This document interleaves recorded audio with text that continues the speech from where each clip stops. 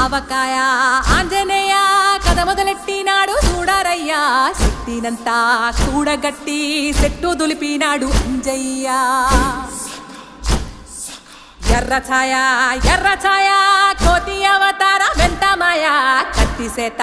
పట్టకుండా కాయ కోసినాడు కపిలయ్య